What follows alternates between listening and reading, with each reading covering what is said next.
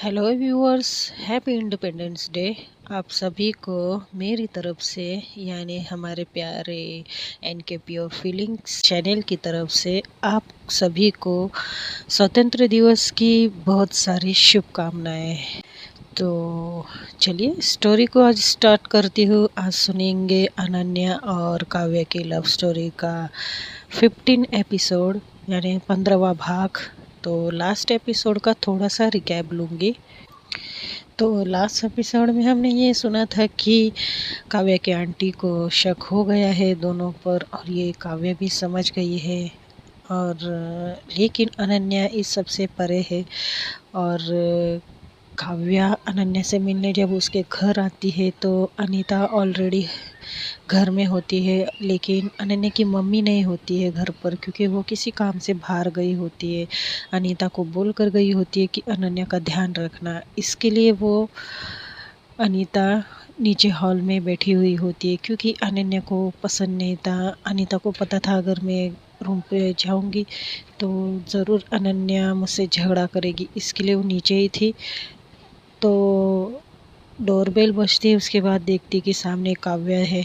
तो अब अनीता को अच्छे से चांस मिल गया था। इसके लिए काव्या को अनीता बताने लगती कि मैं उसकी एक्स रह चुकी हूँ, और ये बात तुम्हें अनन्या ने क्यों नहीं बताई। अगर तुम्हें लग रहा है उसने क्यों नहीं बताई तो तुम जाकर पूछ सकती हो। तो वो ऐसे ही करती है, अनन्या को जाकर सवाल जवाब करने लगती है। तो अब सुनते हैं आगे। काव्या जब ये पूछती है कि अगर ऐसा कुछ नहीं है तो तुम्हारे घर में क्यों रह रही है इतने दिन से, अनीता तुम्हारे घर में क्यों रह रही है, मुझे उसके सवाल का जवाब दो। तो अनन्या बताती है कि एक्चुअली उसने मेरी जान बचाई थी, इसके लिए वो हमारे घर पर है।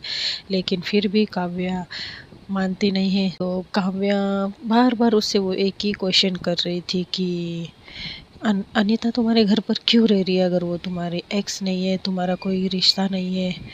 तो लेकिन अनन्या बताती कि अरे वो मेरी फ्रेंड है, हम लोग फ्रेंड्स हैं बस, और कुछ नहीं इससे ज़्यादा। लेकिन काव्या कुछ मानने को तैयार ही नहीं थी। तो और ये सब जो दोनों की बात करने की, जो ये लोग ज़ोर से बात करते हैं, उसकी आवाज़ सारी अनीता को जा रही होती है हॉल में। और अनीता एक मुस्कुराहट के साथ ये सब सुनती रहती है, और उसके चेहरे पर एक तीखी मुस्कान होती है। तो अनन्या को बार बार वही सवाल कर रही होती है काव्या कि मुझे तुमने ये बात पहले क्यों नहीं बताई, क्यों मुझसे छुपाई। अगर तुम मुझे सामने से बताती तो मुझे कुछ प्रॉब्लम नहीं होती थी, लेकिन ये बात मुझे किसी और से, किसी तीसरे से पता चल रही है अनन्या। बस यहाँ तक ही था तुम्हारा विश्वास मुझ पर। तुम्हें क्या लगता है कि अगर तुम मुझे कुछ बताओगी तो मैं कुछ एक्शन लूँगी? सिचुएशन के हिसाब से मैं कुछ बोलती थी, लेकिन तुमने मुझे कुछ बताया नहीं।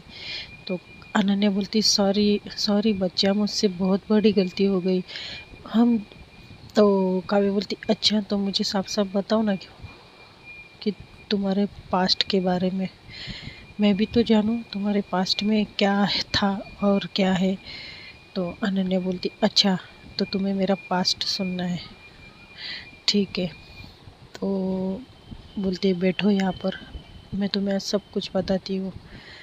तो अनन्या काव्या को शांति से बिठाती है और फिर बोलने लगती है, हाँ मैं अनीता को बहुत पहले से जानती हूँ, इनफैक्ट हम लोग क्लासमेट रह चुके हैं। काव्या बोलती है देखो अनु, मुझे सब कुछ सुनना है, एवरीथिंग, स्टार्टिंग से लेकर एंड तक। तो अनन्या डर जाती, बोलती हाँ हाँ मैं वही बता रही हूँ। तो वो बताने लगती है कि मेरा कॉलेज का फर्स्ट डे था, और मैं जब कॉलेज में एंटर करी तो कुछ सीनियर्स ने मुझे टॉर्चर किया, यानी कि मेरी रैगिंग करनी चाहिए। जब मैं एंटर हुई उसके बाद मेरे पीछे से अनीता की भी एंट्री हो गई, और वहाँ पर अनीता भी फ्रेशर ही थी, और कुछ सीनियर्स मेरे साथ बदतमीज़ी कर रहे थे। तो अनीता वहाँ आई और मेरे लिए सबसे लड़ाई की, झगड़ा किया अचानक से। तो मुझे पहले लगा कि शायद ये लड़की मुझे जानती होगी, लेकिन सब वहाँ से डर के मारे भाग गए। और फिर मैंने अनीता से बात करने की कोशिश की कि तुमने मेरी बिना मतलब यानी कोई पहचान नहीं है फिर भी इतनी बड़ी मदद की है। तो अनीता ने कहा कि मैं ऐसी ही हूँ, क्योंकि मैं देख रही थी कि किसी लड़की को वो लोग किस तरह से परेशान कर रहे थे, इसके लिए मुझे आना पड़ा। अगर हम लड़की होकर लड़कियों की मदद नहीं करेंगे तो कौन करेगा? आज के समाज में, आज के जनरेशन में हम एक दूसरे के काम नहीं आएंगे तो कौन आएगा? तो मुझे उसकी बातें बहुत अच्छी लगी। तब हम दोनों की फ्रेंडशिप हुई। जब हम लोग रास्ते में चल रहे थे तब मैंने मैंने उससे पूछा कि तुम कौन सी स्ट्रीम से हो, कौन से क्लास में हो? तो उसने मुझे बताया, क्लास का तो पता नहीं लेकिन मैं कॉमर्स से हूँ। तो उसने मुझे बताया वो कॉमर्स में अकाउंट का कर रही थी और मैं भी सेम चीज़ कर रही थी। जब मैं मेरी क्लास के अंदर जा रही थी तो वो भी मेरे पीछे पीछे आ गई। तब हम दोनों सरप्राइजिंगली एक दूसरे को देखने लगे और पता चला कि हम लोग एक ही क्लास में थे। तो हम लोग एक ही बेंच पर बैठ गए थे। लेकिन धीरे धीरे हम लोग को जो हमारे प्रोफेसर थे सबकी जगह चेंज कर दी गई। यानी कि वो होता है ना कि फ्रेंड्स को नहीं बिठाते थे। वहाँ का रूल था कि मतलब ज़्यादा पढ़ाई पर फोकस नहीं करते हैं। तो 11th में ये सब चलते रहता है। तो फिर ऐसे ही हमारा जगह भी चेंज हो गया। अनीता आगे बैठने लगी, मैं पीछे बैठने लगी। फिर मेरे साथ और भी दोस्त जुड़ गए। धीरे धीरे हमारा ग्रुप बढ़ने लगा जिसमें श्रुति और ये भी शामिल थे। तो अनीता को पता नहीं क्या होता था, उसको बुरा लगता था जब मैं पीछे जाकर बैठती थी और उसको बहुत ही ज़्यादा बुरा लगने लगा था। लेक्चर स्टार्ट हुए, मैं और अनीता मुझे हमेशा पीछे मुड़कर देखती थी तो मैं भी देखती थी। हमारे आई कांटेक्ट होते थे, लेकिन तब मुझे ये सब नहीं पता था। तो ऐसे ही हम लोग साथ में हमेशा ज़्यादा टाइम स्पेंड करना, क्योंकि मुझे उसका ये नेचर बहुत अच्छा लगा था कि उसने मेरे एंड टाइम पे बहुत बड़ी हेल्प की थी। क्योंकि वो सीनियर्स कुछ ज़्यादा ही बदतमीज़ी से पेश आ रहे थे मुझसे, बहुत ज़्यादा बदतमीज़ थे। तो अनीता के प्रति मेरे लिए बहुत ज़्यादा इज़्ज़त बढ़ गई थी। इसके लिए मैं उसके साथ हमेशा खुश रहा करती थी। हम लोग ज़्यादा से ज़्यादा टाइम स्पेंड करने लगे और पता चला धीरे धीरे कि हमारा जो घर पे जाने वाला रूट है वो एक ही है। तो हम लोग साथ में घर आना जाना ये सब लगा ही रहता था। लेकिन कभी वो मेरे घर पर नहीं आई थी, मैं हमेशा उसके घर जाया करती थी। तो ऐसे ही पता नहीं वो मेरे घर क्यों नहीं आती थी, लेकिन मुझे वो हमेशा अक्सर उसके घर पे लेके जाया करती थी। उसे बस एक भाई था, उसके मॉम थे। लेकिन उसके पापा की जो ट्रांसपेरेंट वाली जॉब होती है ना, वो पोस्टिंग वाली जॉब वैसी थी। तो उसके पापा पास के शहर में जॉब किया करते थे तो वो वहीं रहा करते थे। उसके पापा कभी कभी आया करते थे घर। तो हमेशा वो मुझे बुलाया करती थी। हम लोग घर पर भी साथ में टाइम स्पेंड करना। उसकी मॉम के साथ मेरी अच्छी जमती थी, उसके भाई के साथ मैं खेलती थी। तो धीरे धीरे मुझे उसकी मम्मी बहुत ज़्यादा पसंद करने लगी थी। और फिर एक दिन ऐसा आया, वैलेंटाइन डे था और वहाँ पर अनीता ने मुझे प्रपोज कर दिया। और that time I was shock, because मैंने कभी ये एक्सपेक्ट नहीं किया था कि कोई लड़की मुझे इस तरह से प्रपोज करेगी।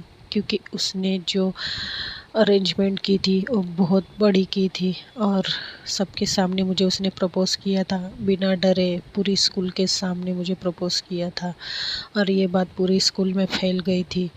कोई कोई हमारे खिलाफ भी थे और कोई कोई हमें सपोर्ट भी कर रहा था, जैसे हमारा ग्रुप श्रुति एंड ऑल। तो हालांकि ये बात टीचर तक तो नहीं गई थी, पता नहीं कैसे, लेकिन टीचर ने कभी कुछ कहा नहीं हमसे। तो ऐसे हमारा रिलेशनशिप चलता रहा। उसके बाद एक दिन ऐसा हुआ कि मैं अनीता से पहले कॉलेज आ गई थी और मैं अनीता को ही ढूंढ रही थी। तो मुझे लगा अनीता आ गई होगी, लेकिन मुझे किसी फ्रेंड ने बोला कि अनीता नहीं आई है। तो मैं यूं ही बस लेक्चर के लिए टाइम बाकी था, तो इसके लिए मैं बस ऐसे ही टहल रही थी कॉरिडोर में। तब मुझे एक रूम से आवाज़ें आ रही थी, तो मैंने सोचा पता नहीं किस चीज़ की आवाज़ है। तो मैं ऐसे ही जस्ट ऐसे ओपन कर, दरवाज़ा अंदर से लॉक नहीं था, और जस्ट ऐसे ही ओपन की और देखा। मेरी आंखें वहीं पर फटी की फटी रह गई थी। मेरे पैरों तले जैसे ज़मीन खिसक गई थी। तो काव्या पूछती, क्यों, ऐसा क्या देखा तुमने? तो अनन्या 1 मिनट के लिए शांत बैठ जाती है, अपनी नज़रें नीचे कर कर बेड पर, और एक लंबी सांस लेती है, आंखें बंद करती है और बोलती है, मैंने अनीता को किसी और के बाहों में देखा था। तो काव्या भी शॉक्ड हो जाती है, और काव्या बोलती है, व्हाट? तो अनन्या बोलती है, वो किसी और के बाहों में, और वो कोई लड़की नहीं थी, वो एक लड़का था, जो वो एक दूसरे को किस कर रहे थे। तो काव्या ये सब सुनकर बहुत ज़्यादा शॉक हो गई। वैसे उसको बता रही थी, थोड़े से आंखों में आंसू थे। तो काव्या उसके आंखों में देखती है, फिर बोलती है, फिर आगे तुमने कुछ उसके साथ कुछ रिएक्ट नहीं किया, क्योंकि उसने तुम्हें धोखा जो दिया था इतना बड़ा। तो अनन्या बोलती, मैं क्या बोलती, मैं वही की वही सख्त होकर खड़ी रह गई। और ये दोनों जब अलग हुए, तब अनीता का ध्यान मेरे पास गया, और अनीता ने उस लड़के को छोड़कर मेरे पीछे भाग गई, और मैं उसकी एक दो ना सुनते सीधा घर पे आ गई। अनीता को वैसे भी मेरा घर का कुछ एड्रेस पता नहीं था, तो वो घर नहीं आ सकती थी मुझे मनाने के लिए। तो मैं 8 दिन तक कॉलेज नहीं गई थी। सबसे बात किया, सबसे उसने पूछताछ की मेरे बारे में, लेकिन उसको घर का पता ही नहीं था। और मैंने श्रुति से भी मना कर दिया था कि अनीता को अगर मेरे घर का पता चला तो हम लोगों की दोस्ती ख़त्म। इसके लिए किसी ने मेरे घर का पता अनीता को दिया नहीं था। तो ऐसे 8 दिन से मैं कॉलेज नहीं गई। मेरी मम्मा को लगा कि पता नहीं मेरा किसी से झगड़ा हुआ है, क्या हुआ है। तो मेरी मम्मा ने सीधा कॉलेज के प्रिंसिपल को फ़ोन करके ये पूछा कि कुछ हुआ है क्या मेरी बेटी के साथ, क्योंकि मेरी बेटी कॉलेज नहीं जा रही, और मैं जब भी कॉलेज जाने की बात करती हूँ, उसको भेजने की बात करती हूँ, तो वो मना कर रही है। तो प्रिंसिपल सर ने ये बोला कि कुछ नहीं, ऐसा कुछ तो हुआ नहीं जहाँ तक मुझे जानकारी है, क्योंकि अगर कुछ होता है तो हमें पता चलता है, किसी बच्चों में अगर झगड़ा होता है तो फिर मम्मा ने प्रिंसिपल सर से बात करके फिर मुझसे बात करने आई। तो उस टाइम पे मेरी तबीयत बिगड़ गई थी, क्योंकि मैंने कुछ ज़्यादा ही सीरियसली लिया था वो बात। क्योंकि अचानक मेरे सामने अगर ऐसा सिचुएशन क्रिएट होता है, तो मैं भी एक इंसान हूँ, मैं भी टूट सकती हूँ। तो मैं बहुत टूट गई थी वो सब चीज़ देखकर। उसके बाद जैसे तैसे मैंने खुद को संवारा, और कुछ मैं 8-10 दिन के बाद कॉलेज चली गई। उसी दौरान मेरी पढ़ाई बहुत ज़्यादा छूट गई थी, और मुझे बहुत ज़्यादा बुरा भी लग रहा था। लेकिन मैं ये ठान कर ही कॉलेज गई थी कि अब बस बहुत हुआ, अब कभी प्यार नहीं करूँगी, कभी किसी पे ट्रस्ट नहीं करूँगी। जब मैं कॉलेज गई, तब अनीता ने मुझे देखकर, मतलब जब मैं कॉलेज गई तब अनीता ने मुझे देखा, और वो लेक्चर के बीच में ही बोली कि सर, मुझे अनन्या से कुछ काम है, तो अनन्या को मैं बाहर लेके जा सकती हूँ। और ये सब उसने लेक्चर के बीच में ही बोला था। तो सर ने बोला कि आप लोगों का ये सब क्या नाटक चल रहा है, लेक्चर चल रहे, ये क्या फालतूगिरी चल रही, बेफालतू की लेक्चर दे रहा हूँ क्या मैं। बहुत चिल्लाया अनीता को। तो वैसे भी अनीता तो जाना चाहती, लेकिन मेरी भी उसमें मर्ज़ी होनी चाहिए ना बाहर जाने के लिए उसके साथ। तो मैंने मना कर दिया। मैंने सर को बोला, नहीं सर, मुझे कोई बात नहीं करनी है किसी से, आप कंटिन्यू कीजिए लेक्चर। वैसे भी मेरी पढ़ाई बहुत ज़्यादा छूट गई है। तो सर ने अनीता को अकेले ही बाहर भेजा पनिशमेंट के तौर पर, और मुझे क्लासरूम में बैठने दिया। तो फिर अनीता जैसे तैसे मैं बार बार मुझे बाहर से देख रही थी, इशारे कर रही थी, लेकिन मैंने उसको इग्नोर करके अपने लेक्चर पे फोकस किया। तो रिसेस हो गई, वो बस यही इंतज़ार में थी। और रिसेस हो गई फिर मैं उसको इग्नोर करके अपने फ्रेंड्स के ग्रुप में जाकर टिफ़िन खाने लगी। तो अनीता आ गई सबके सामने, मेरा हाथ पकड़कर मुझे ज़बरदस्ती खींचकर एक रूम में लेकर चली गई और वहाँ जाकर मेरे साथ। तो काव्या बोलती, क्या अनु, तुम्हारे साथ क्या? तो अनन्या बोलती है, मेरे साथ ज़बरदस्ती करने लगी। तो काव्या बोलती, व्हाट? तो तुमने तुमने कुछ एक्शन नहीं लिया? इतनी घटिया हरकत करते हुए उसको वहीं पर एक चांटा लगा कर रख देना चाहिए था तुम्हें, और ऐसी लड़की को तुमने घर में रखा है अभी तक। तो फिर अनन्या बोलती है, मैंने बहुत ज़्यादा विरोध किया उसको, और वहीं पर मैंने उसको एक चांटा भी मारा। और मैंने ये भी पूछा, ये तुम सब क्यों कर रही हो? मुझे मेरे हाल पर क्यों नहीं छोड़ रही हो? मुझे क्यों जीने नहीं दे रही हो? मुझे कुछ नहीं चाहिए। तो अनीता वहाँ पर मतलब हाथ जोड़कर मेरे सामने घुटनों पर बैठ गई और मुझसे माफ़ी मांगने लगी और बहुत ज़्यादा रोने लगी। और मुझे बोलने लगी कि मुझसे आइंदा ये सब नहीं होगा अनु, प्लीज़ मेरी लाइफ में वापस आ जाओ। वो सब इंसिडेंट था, वो सब मेरी मर्ज़ी से नहीं हो रहा था। लेकिन काव्या, तुम ही बताओ, मैं सब कैसे मानूं कि ये सब उसकी मर्ज़ी से नहीं हो रहा था?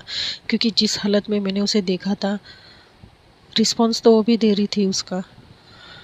तो ये कैसे वो बोल सकती कि ये सब इंसिडेंट था? तो काव्य तो बस सुनती रहती उसकी बातें। काव्य के आंखों में आंसू थे और अनन्या के भी आंखों में आंसू थे।